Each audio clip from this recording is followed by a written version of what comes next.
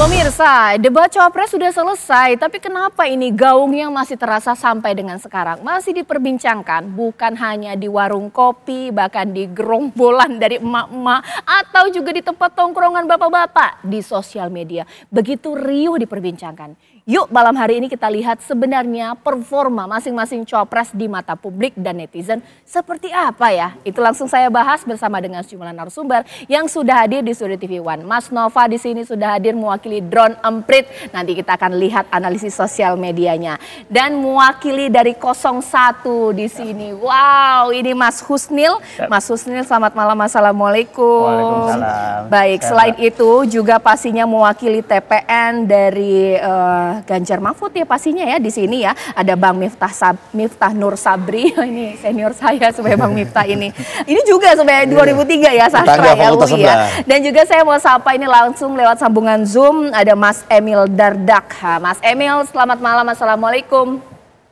Waalaikumsalam warahmatullahi wabarakatuh. Ya oke, sekarang saya mau tanya satu persatu nih terlebih dahulu ya. Sebelum saya sapa nanti atau mungkin saya tanya, saya mau juga menyapa di sini pakar komunikasi kita Mbak Rustika Herlambang ini. Selamat malam.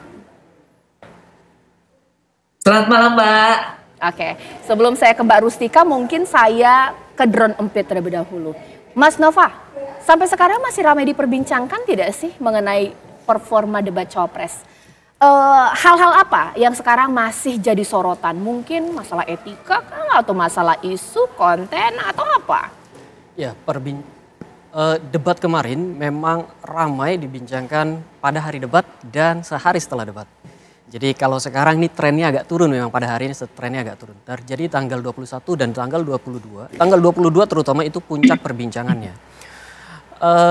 Konten perbincangannya terutama masih terkait apa yang terjadi di panggung pada saat debat.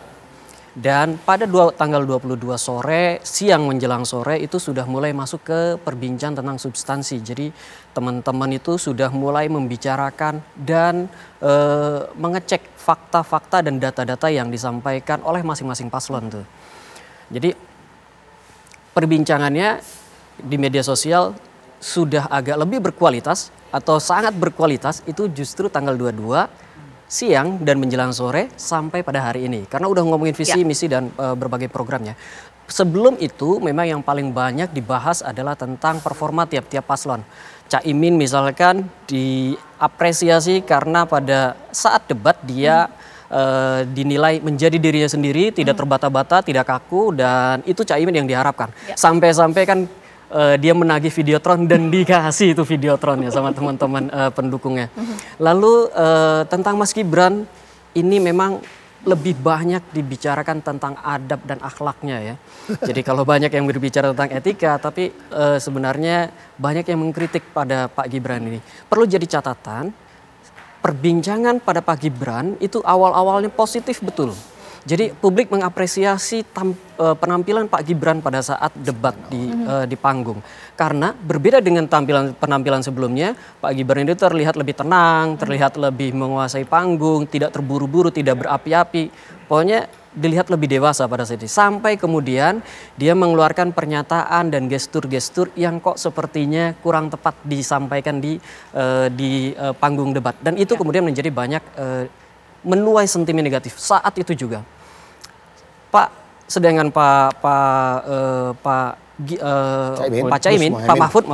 Mahfud itu konsisten tuh dari awal sampai akhir perbincangan tentang Pak Mahfud konsisten lebih banyak berbicara tentang dia yang sikapnya dewasa, dia yang tidak mau terpancing pada jebakan-jebakan yang disampaikan oleh Gibran dan seterusnya. Dan juga Pak Mahfud dinilai paling matang. Jadi dia dinilai tiga-tiganya berbicara banyak tentang visi, misi dan program-programnya. Tetapi yang paling jernih menyampaikannya itu adalah dinilai 03, Pak Mahfud MD. Oke, sekarang saya mulai dari 02 terlebih dahulu ya. Mas Emil Dardak, bagaimana dengan analisa dari Drone Emprit itulah kacamata bagaimana netizen menangkap performa debat Cawapresnya? Boleh ditanggapi?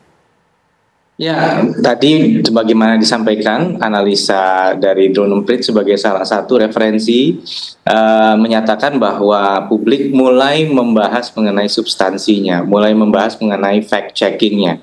Jadi ini adalah hal yang harus kita apresiasi dalam pendewasaan demokrasi masyarakat kita di Indonesia, luar biasa. Nah, tentunya harus kita ingat bahwa Mas Gibran adalah sosok yang sangat concern dengan minat Gen Z dan milenial muda, orang nyebutnya zilenial ya. Itu mungkin generasi yang sekitar 10 tahun di bawah saya. Usia saya saat ini 39, jadi mungkin 29 ke bawah, memiliki span of attention yang sangat rendah. Bayangkan kalau kita mau sekarang, dari dulu kita masih senang Facebook kan, sekarang konten itu hanya dalam waktu berapa detik kita akan scroll lagi ya.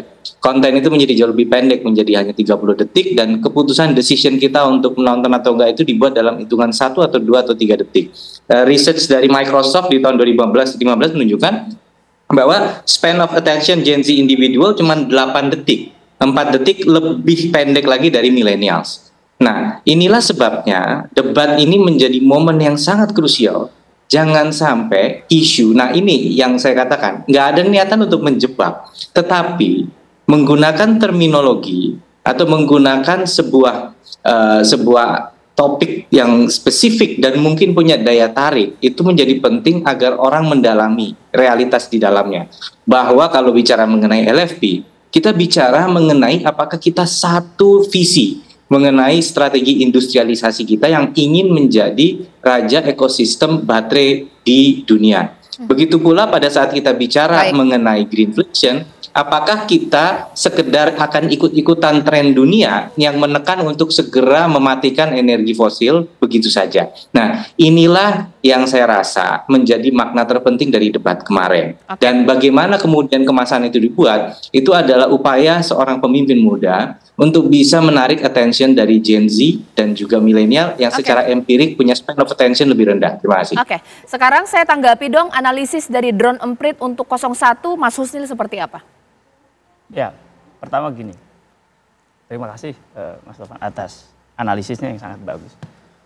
Dan di sisi lain, kami juga melihat tren yang terjadi dalam 2-3 terakhir ini, bukan hanya di dunia maya, tapi juga merembes ke seharian gitu. Kalau Mbak tadi bilang bahwa ada di ini pembicaraan diskusi di warung kopi, ini di antara gawagis itu galangan gus-gus muda dan santri-santri. Refleksi terhadap debat itu kira-kira bisa disarikan ke dalam 3 hal. Pertama itu, jadi ada kaidah fikih yang bilang bahwa man ta'ajjala syai'an qabla awanihi uqiba bihirmanihi, gitu ya. Bahwa seseorang itu kalau tergesa untuk ingin mendapatkannya, justru dia tidak akan mendapatkannya. Dan Gibran mendapatkan hasil itu.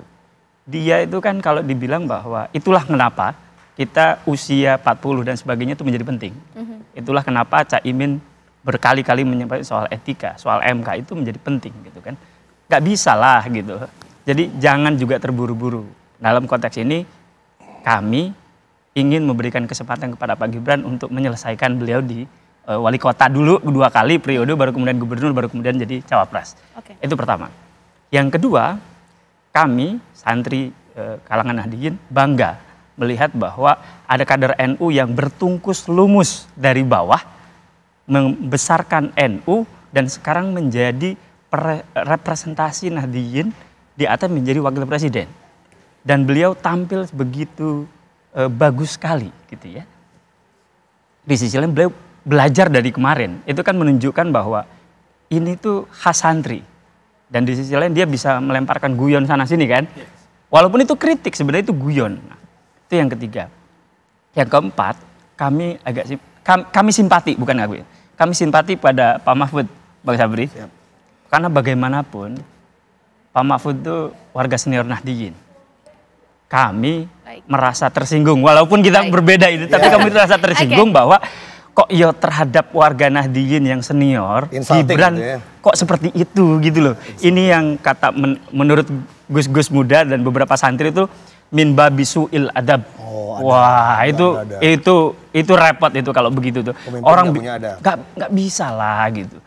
Kalaupun mau, itulah yang tadi disebutkan bahwa kaidah fikihnya itu memang belum saatnya, kapasitasnya itu rasanya Baik. perlu harus ditingkatkan dulu. Oke, Gitu, akhirnya gitu. Mas Husnil, terima kasih atas tanggapannya. Nanti saat lagi Bang Miftah juga akan mengomentari analisis dari drone emprit. Ada beberapa setelah pesan-pesan berikut. Dan saya mau tanya juga kepada Mbak Rustika yang merupakan Direktur dari Komunikasi Indonesia Indikator. Sebenarnya pemirsa, kalau dipuji-puji di sosial media, berbanding lurus tidak dengan preferensi mereka ketika di kotak suara? Sesaat lagi.